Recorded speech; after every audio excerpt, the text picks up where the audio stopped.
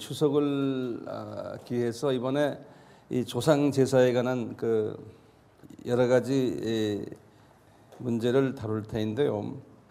왜 이 문제가 중요하냐면은 이 조상 제사는 우리나라만의 문제가 아니고 전 세계적인 이슈들이에요. 선교지에 나가 보면은 아프리카는 전 대륙이 이 조상 제사의 그 문화 속에 잠겨 있고요. 특히 이제 그 불교권, 유교권인 이 아시아는 우리 알다시피 완전히 이 조상 제사에 잡혀 있습니다. 이런 부분을 오늘 자세히 여러분들이 이제 공부하게 될 터인데요. 왜냐하면 조상 제사 문제 때문에 복음을 전하는데 큰 거침돌이 돼요. 엄청난 거침돌이 되거든요. 우리나라도 그 중에 한 예인데요. 우리는 조상 제사하면 우리만의 문제로 생각할 때가 있는데 그것이 아니에요. 과거 선교 한 200년 역사 속에서 선교사들이 이런 그 아프리카권이나 또 불교권, 유교권 나라에 가가지고 이 문제 때문에 복음 전하는데 상당한 어려움을 겪었어요. 그래서 이런 부분에서 우리가 이번에 이 조상 제사를 역사적인 측면에서 보게 되고요. 또 문화적인 측면에서 또는 종교적인 측면에서 보면서 우리 기독교적인 차원에서 이것을 어떻게 우리가 조명해야 되나를 공부하게 될 겁니다. 좀 더 구체적으로 공부하기 위해서 제가 요인물을 하나하나 읽어가면서 거기에 맞춰서 제가 필요한 것 설명해 가면서 그렇게 이번에 공부하려고 합니다. 그 요인물들을 봐주시길 바라요. 토론입니다. 선교의 역사를 보면 기독교 복음은 각 나라마다 문화마다 약간씩 차이점을 보이면서 정착하고 발전해 나간다. 특히 이 조상 숭배같이 민족의 혈통과 뿌리를 강조하는 문화를 오랫동안 지켜온 나라에 복음이 전해질 때는 그 나라 고유의 전통 가치관과 기독교 복음이 심한 갈등과 아픔을 겪게 되어 있다. 예컨대 우리나라의 경우 기독교가 처음 전해질 당시 제사를 거부하고 조상 위패를 불살랐다는 이유만으로 목숨을 잃는 일들이 허다하게 일어났었다. 기독교가 처음 전해질 때마다 박해와 순교가 항상 발생했던 것을 보면 이 가치관의 갈등이 매우 심각한 수준임을 깨닫게 된다. 그러나 더구나 이것은 영적인 사건이기 때문에 복음을 위한 순교의 피가 흐르는 것은 이미 성서에 예정되어 있는 필연적인 과정이다. 우리 계시록 6장 9절에서 11절에 보면 순교자의 그 숫자가 차야 된다라는 말씀과 연계되어 있습니다. 기독교가 정착하는 과정에서 그 나라의 전통과 잘 조화를 이루는 것은 중요하다. 그러면서 동시에 복음의 본질은 철저히 지켜져야 한다. 그래야만 그 나라에서 영적 열매들이 풍성하게 맺힐 수 있는 것이다.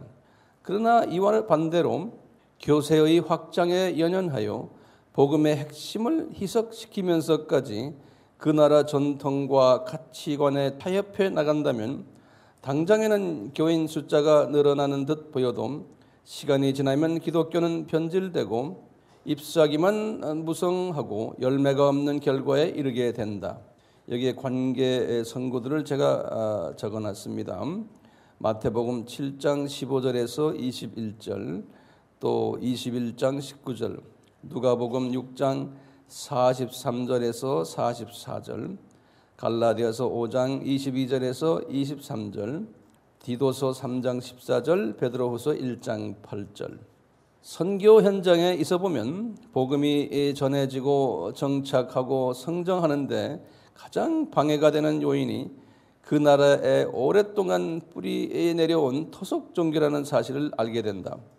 어떤 종교가 유입되어도 그 나라의 토속 종교와 혼합되지 않으면 그 종교는 살아남기 어렵다. 특히 오늘 다루게 될 주제인 조상 숭배는 선교지에 기독교가 정착하는 데 가장 큰 어려움을 주는 토속 종교 중 하나이다. 조상 숭배를 허용하지 않고서 기독교를 정착시키는 것은 거의 불가능할 정도이다. 그렇기 때문에 아프리카나 아시아의 선교회제에서는 어쩔 수 없이 토속 종교와 타협하여 조상 숭배를 부분적으로 혹은 전적으로 허용하는 일들이 자주 목격된다. 그러나 그 결과는 비참하다. 조상 숭배를 기독교에서 허용한 결과 영적으로 고갈되어서 심각한 경우에는 종교다원주의, 마태복음 24장 4절에서 5절, 또 23절에서 28절, 계시록 6장 1절로 급속하게 변하는 사례들이 비일비재하다. 조상 숭배도 허용했기 때문에 다른 우상 숭배나 종교 행위들을 금할 명분이 없어지는 것이다. 그래서 모든 종교는 다 구원이 있다, 내지는 모든 종교에는 예수가 있다는 타원주의를 허용할 수밖에 없게 된다. 비기독교인들은 조상 숭배가 조상에 대한 효와 공경을 강조하는 종교가 아닌 사회윤리라고 주장한다.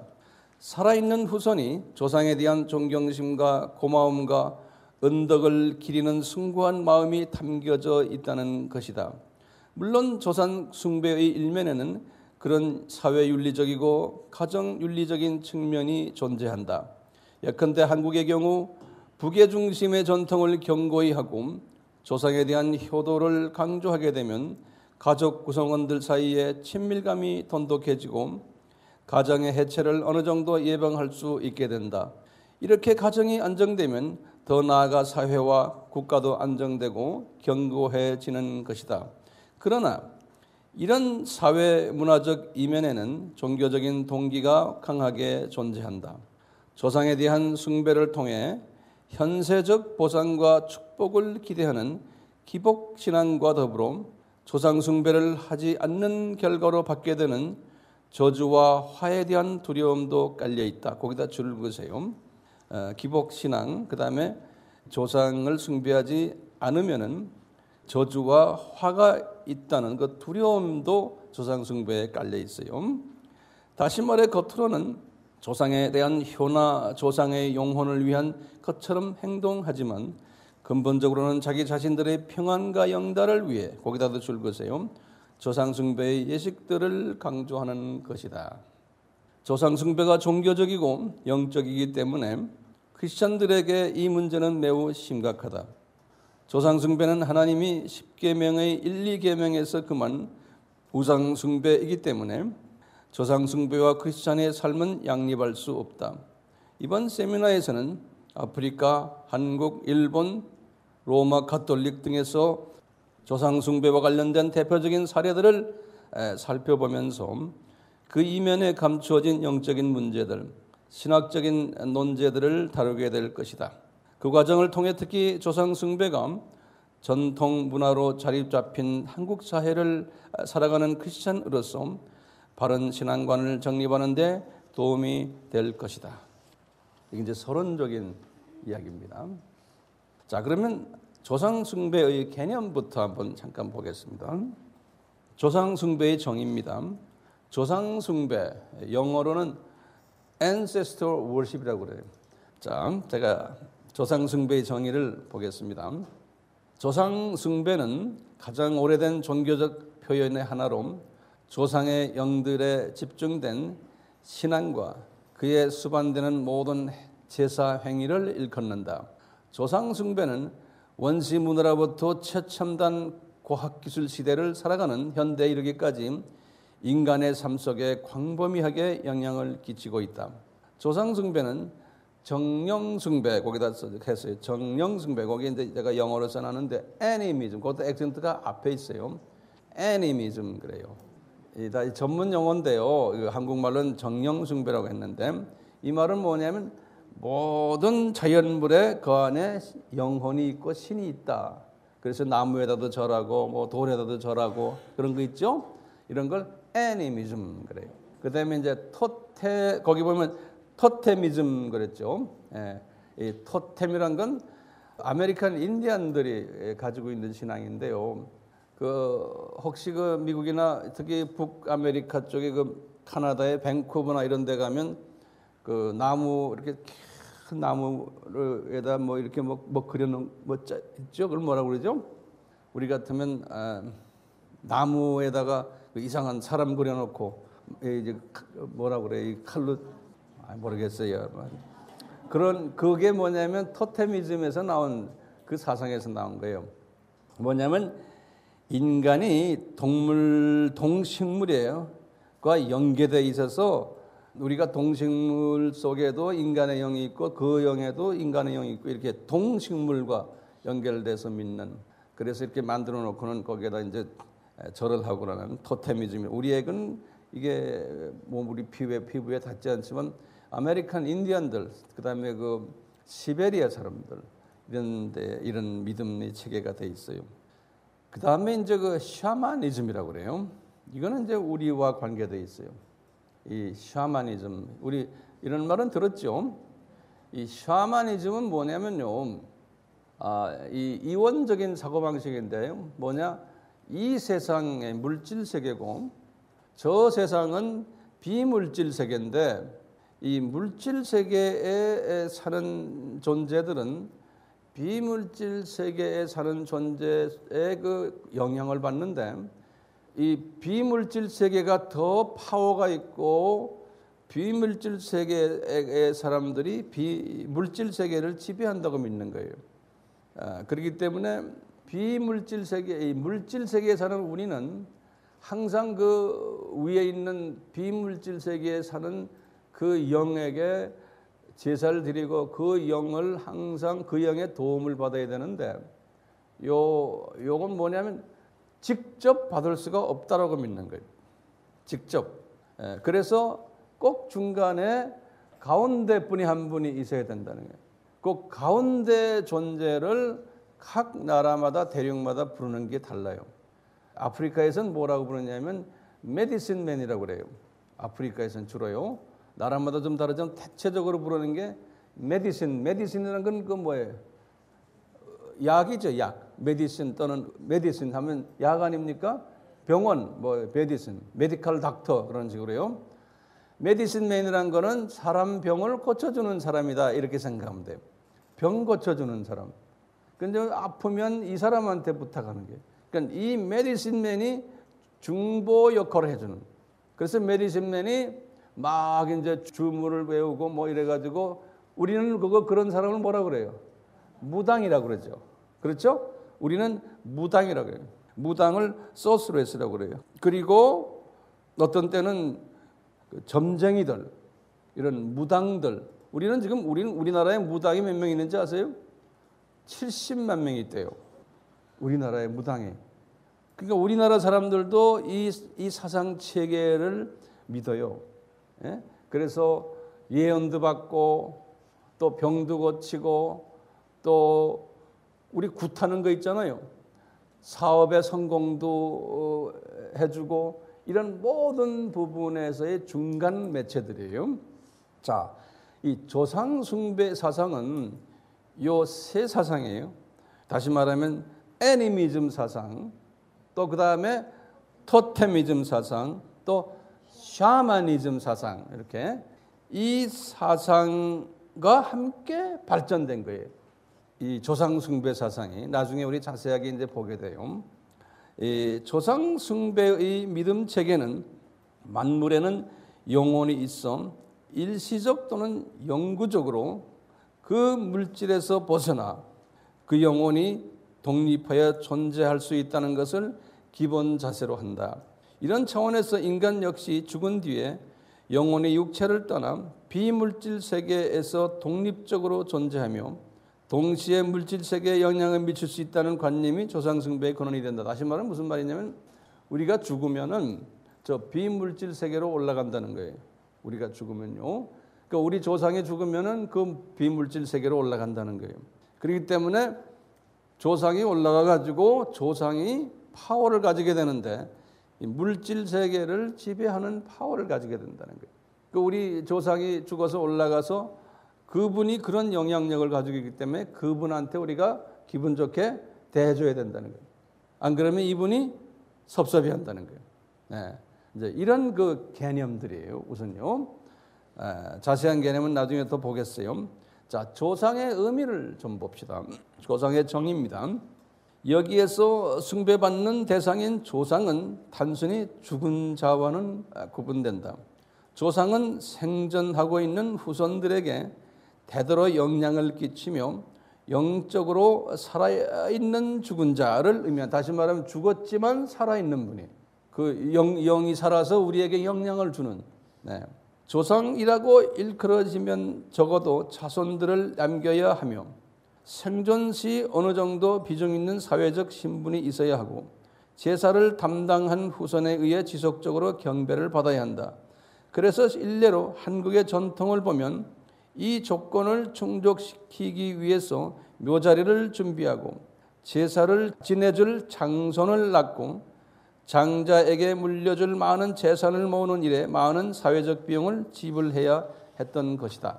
조상은 또한 중재자와 매개자의 역할을 담당한다. 인간이 비물질 세계와 연계된 가장 밀접한 연결고리로 보고 신성한 존재로서 신과 소통할 수 있다고 여긴다. 다시 말하면 우리 조상이 그 신과 연계돼 가지고 죽은 조상이 우리를 위해서 우리를 도와준다는 거예요. 산자는 조상의 이름을 불러가며 기도할 때 조상을 통해 자신의 기도가 신에게 전달될 것으로 믿는 것이다. 그리고 아예 조상을 신으로 믿고, 조상 어떤 믿음 체계는 조상 자체가 신이에요. 예. 그래서 자신도 장차 조상신이 될 것으로 믿는 조상 숭배를 행한다. 그러니까 나도 언젠간 죽으면 또 조상신이 되니까 내 후손들을 위해서도 좋고, 이제 이런 그 사상 체계입니다. 나중에 이제 조금 자세히 볼 거예요. 조상 영혼의 종류예요. 조상 영은 산자들과 어떤 관계를 맺는가에 따라 조령과 원령으로 구분된다. 먼저 조령은 사고 없이 수명대로 살다 간 영혼이다. 특별한 사정이 없는 한 선한 영혼으로서 후손들의 복락과 평화를 보장해주며 긍정적이며 선량한 역할을 담당한다. 이와는 반대로 원령은 원한이 있는 그런 소리예요. 원령은, 원한이 있는 영은 여러 가지 사고를 당해 수명을 다하지 못하고 죽은 영혼이다. 저승에 들어가지 못하고 이승과 저승의 중간을 떠돌아다니면서 인간에게 해악을 끼친다. 이 원령들의 한을 풀어주어서 더 이상 인간에게 해를 입히지 못하게 하기 위해 굿, 부적 등의 무속이 행해지는 것이다. 민간 신앙에는 많은 원령들이 등장하며 대표적으로 시집 못 가고 죽은 왕신, 장가 못 가고 죽은 몽달 귀신, 객사한 객귀, 물에 빠져 죽은 수비 등이 있다. 이들은 제사나 고사를 통해 항상 달래주고 대접해야 하는 존재로 인식된다. 이런 원령들로부터 해를 입지 않으려고 엄청난 비용을 허비하다가 결국에는 패망할 수도 있다. 죽은 조상이 산자들의 삶에 관하여 복을 주기도 하고 화를 입히기도 한다고 믿고 열심히 조상신들을 숭배하지만 그 결과는 참혹한 것이다. 자, 고대 조상 숭배의 예들을 좀 보겠습니다. 조상 숭배가 이제 어떻게 이제 이거 시작됐는지, 이것이 엊그제 일이 아니고 고대에서부터 일어난 인류 역사의 아주 초기 때부터 일어난 그러한 그 악령의 그 계획 중에 하나입니다. 조상 숭배는 인류 역사 초기부터 발생한 원시적인 종교 체계이다. 전 세계의 문화 발상지마다 조상 숭배의 흔적을 보여주는 유물들이 발견되고 있는데 그 모습을 보면 오늘날 행해지고 있는 조상 숭배와 많은 부분에서 유사하다. 보통 힌두교나 불교 같은 종교들은 흥망성쇠를 겪으면서 지금처럼 독립적이고 조직적인 고등 종교로 발전한 반면 조상 숭배는 인류의 삶 속에 깊이 파고들어 현대에 이르기까지 큰 변화 없이 광범위하게 유지되어 온 것이다. 특히 인류 발상의 근원지인 메소포타미아 지역에서도 조상 숭배의 흔적을 찾을 수 있고 그것이 현대인들에게 낯설지 않다는 것을 알 수 있다. 고대 오리엔트에서 일어난 그 역사적인 증거들을 몇 가지 지적했습니다. 여기에 오리엔트는 디그리스강과 유브라데강 유역의 메소포타미아, 오늘날 이라크와 나일강 유역의 이집트 일대를 통틀어 일컫는다. 노아 홍수, 주전 2458년입니다. 노아 홍수 이후에 국가가 성립되면서 오리엔트 문명이 시작되었으며 알렉산더 대왕 주전 356년에서 323년이 그리스와 오리엔트를 통할 때 알렉산더 대왕이 그리스와 오리엔트를 통일할 때까지 약 한 2000년간 번영했던 세계 최고의 문명이 고대 오리엔트 문명입니다. 이 오리엔트 문명의 유물 중에는 조상 숭배와 제사의 기록들이 많이 담겨 있습니다. 이것은 조상 숭배가 아시아권이나 특정 지역에 국한되어 나타나는 종교 행위가 아니라는 사실을 가르쳐 준다. 특히 오리엔트 문명권에 속하는 이스라엘에도 조상 숭배의 흔적이 나타나는 흥미로운 현상을 발견할 수 있다. 사후의 영입니다. 고대 메소포타미아의 도시 마리, 주전 18세기경인데요. 이 도시 마리나 지중해 연안 페니키아, 오늘날 레바논인데요.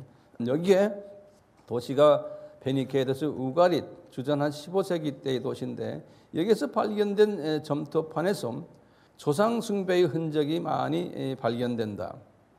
여기 출처를 제가 적어놨습니다. 고대 아시리아에서 발견된 어느 편지에는 신과 죽은 자들의 혼을 달래는 행동을 취함으로써 내가 멸망하지 아니려 한다는 그러한 기록이 있습니다. 죽은 자의 영혼이 사람들에게 무서움을 주는 존재로 부각되어 있음을 보여준다. 또한 메소포타미아 사람들은 정상적인 죽음과 장례를 치르지 못한 자들이 귀신이 된다고 믿었다. 이들 귀신의 이름은 다양하다.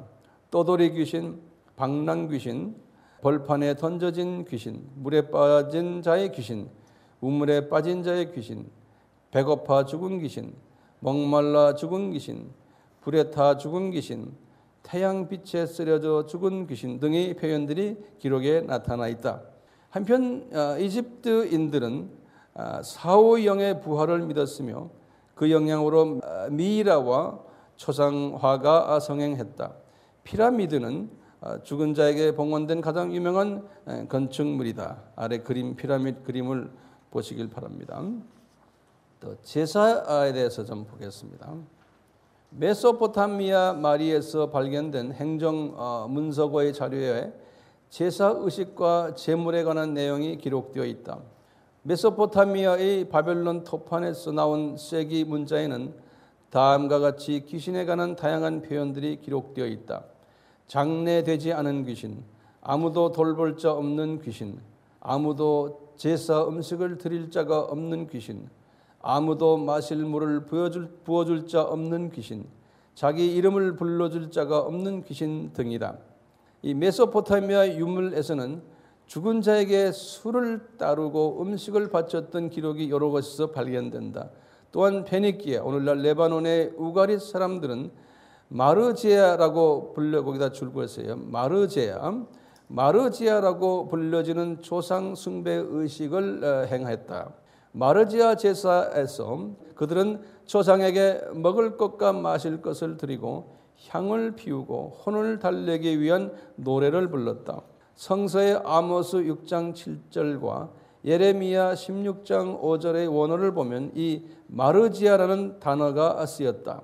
다시 말해 여호와 하나님을 섬기는 이스라엘 사람들도 이 이방인의 조상 숭배 의식의 영향을 받아 한편으로 혼합주의 신앙사상을 가지고 있었음을 보여주는 것이다.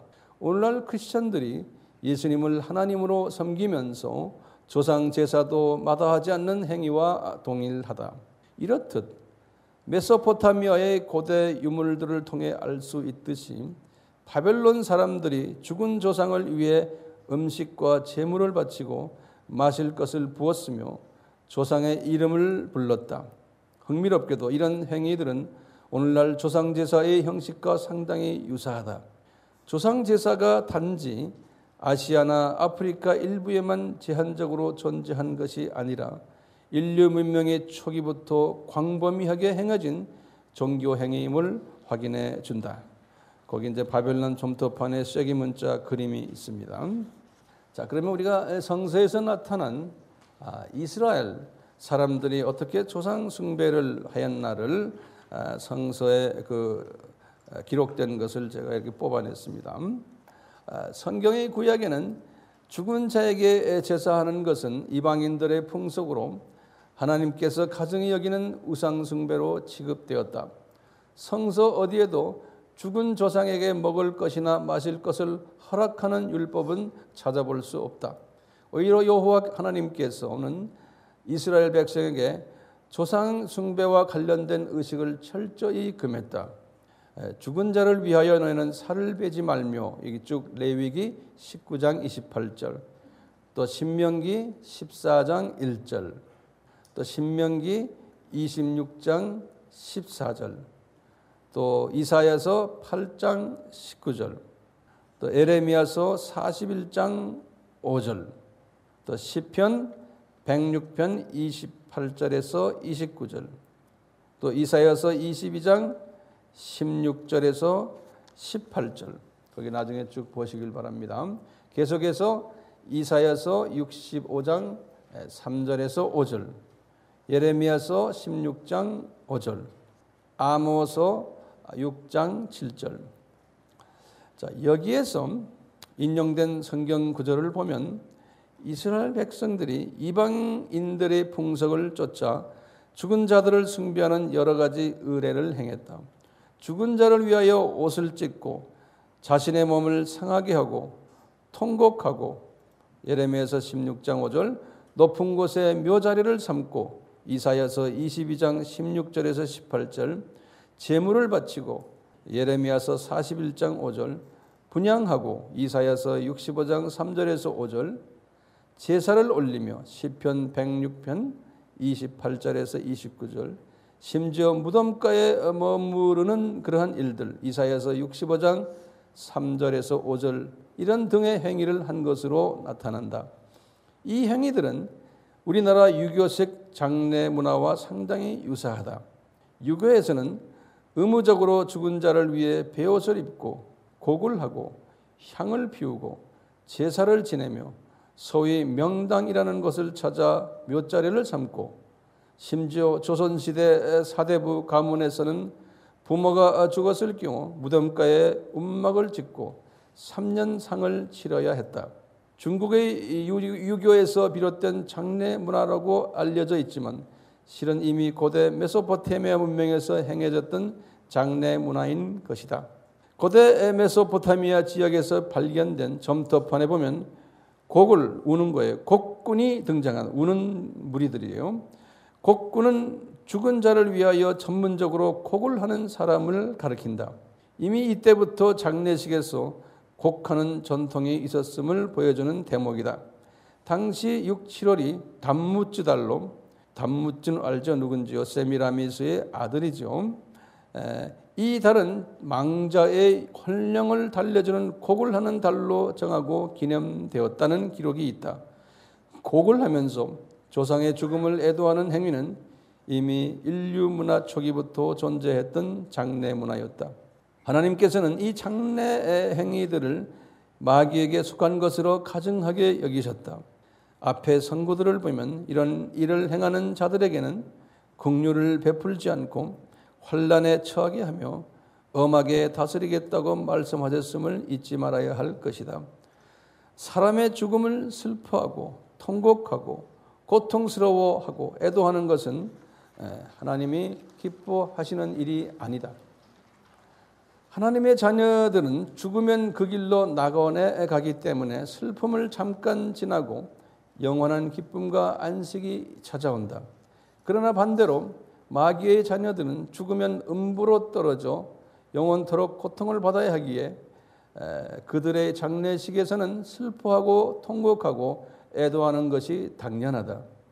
비그리스도인들이 장례나 죽음에 대해 계속해서 신성한 의미를 부여하고 의례를 만들고 그것을 격식화시키는 것도 이면에서는 어떤 이런 영적인 의미들이 작용하고 있기 때문인 것이다. 자, 그다음에 이제 순장이라는 제목을 보세요. 순장. 고대의 조상 숭배 예식과 연계하여 치르는 장례식 중 하나로 순장 제도가 있다. 순장은 어떤 죽음을 뒤따라 다른 사람이 스스로 목숨을 끊거나 다른 사람을 강제로 죽여서 죽은 자의 시체와 함께 묻는 장례 방식이다. 거기에 이제 줄을 그어놔서 순장이라는 뜻을 그렇게 이해해 주시길 바랍니다. 순장은 고대에 전 세계적으로 행해진 풍습이었으며 왕이나 귀족이 죽었을 때 처와 노비, 가축을 함께 매장했다. 이러한 장례는 조상 숭배 신앙과 연결되는 것으로 조상의 영혼이 현세의 후손들과 항상 밀접한 관계를 가지고 있다는 믿음을 바탕해서 이제 이런 순장 일들이 일어나고 있습니다. 그러나 노예의 노동력을 아끼고 인간의 인격이 중시되면서 이 풍습은 점차 사라져 갔다. 고대 오리엔트에서는 순장이 성행하였다. 유브라데스강 하류의 우루 유적에서는 우루는 갈대와 우루에서 누구의 고향이죠? 아브라함의 고향이죠.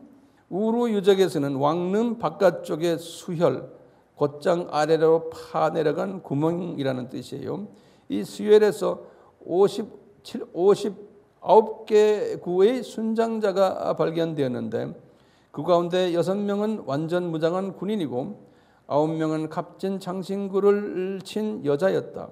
또한 에집트에는 제르 왕의 묘 둘레에 275명의 후궁과 43명의 노비 등을 순장한 묘가 있고 여기에서 1.6km 떨어진 곳에는 269명의 순장이 되어 있다. 오리엔트의 고대 문명은 주위의 여러 지역에 큰 영향을 끼쳤는데 순장의 풍습도 이와 더불어 파급되었다.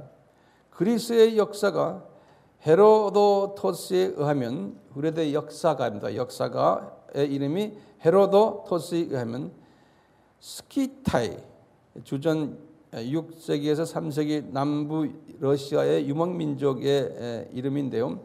이 스키타이의 왕이 죽었을 때에는 한 사람의 후궁, 잔을 받는 사람, 요리사, 마부, 신하와 음악 연주자 등과 함께 금잔 등 한 번도 쓰지 않은 물건을 다 껴묻고 위를 흙으로 쌓아 거대한 고분을 만들었다고 한다.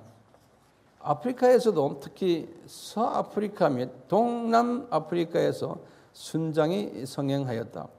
대부분 신하나 처첩들이 순장되었다. 남편이 아내 뒤를 따라서 주고 순장되기도 하였다. 서아프리카의 아샨티족의 공주는 왕의 허락만 있으면 미남을 신분에 관계없이 남편으로 맞이할 수 있었다. 비천한 신분의 미남 남편은 아내가 죽거나 외동 아들이 죽으면 같이 따라 주고 순장되어야만 하였다. 또한 북아프리카의 나치토 체스족도 왕족의 여인과 혼인한 남자는 아내가 죽으면 순장되었다. 인도에서는 남편이 죽으면 아내가 따라 분신 자살하여 순장되는 사티라는 풍습이 있었는데 1829년 법으로 금지되었다. 인도네시아의 보르네오 셀레베스 등지에서는 추장이 죽으면 노예를 죽이는 순장이 성행하였다. 보르네오의 카얀족은 죽은 사람의 가족 가운데 여자가 먼저 창으로 노예에게 상처를 입히면 이어 남자 가족이 이를 찔러 죽였는데 이들 노예는 저승에서 주인을 시종 들도록 순장되었던 것이다. 오세아니아의 피지 섬에서는 지역 사회의 유력자가 죽으면 처첩, 친구 및 노예가 교살되어 순장되었다. 아메리카 대륙에서는 중앙아메리카, 콜롬비아, 페루 등의 고대 문명지대에서 군인, 노예, 처첩 등의 순장이 있었다. 북베트남의 종족 중에는 묘지 옆에 가옥을 짓고 이곳에 남자 또는 여자 인형을 만들어 놓고 이를 때리면서 죽은 사람의 시중을 잘 들으라고 명령하는 풍속이 있었다. 서아시아 폴리네시아 지역에는 상을 입은 사람 스스로가 몸에 상처를 입히고 머리를 삭발하는 풍습이 널리 퍼져 있었다. 이런 풍속들에서는 사람 대신 상징적인 물건을 묶거나 신체의 일부에만 해를 가해서 순장을 대신하려는 모습이 엿보였다. 두산백과에서 이제 뽑아낸 건데요. 이렇게 순장 제도도 알고 보면은 다 조상 제사와 연계되어 있어요. 사람이 죽으면은 이제 귀신이 되는데 여기서 이제 우리가 같이 살던 신하들이나 또는 첩이나 이런 분들도 죽어서 같이 우리가 귀신이 돼가지고 생활을 같이 하자라는 그러한 의미의 그 믿음 체계 때문에 이런 일들이 있어 왔어요. 지금 이 인트로덕션에서 저희들이 이제 소개 부분에서 여기까지 제가 말씀드렸는데요. 자, 이 강은 조상 숭배의 그 사례를 연구하는 내용입니다. 본 설교를 들으시고 황용현 목사의 설교를 원하시는 분은 경기도 용인시 동천동 187번지 전화번호 031-265-1455로 문의하시면 자세히 안내해 드리겠습니다. 그리스도의 사랑 안에서 항상 승리하시길 바랍니다.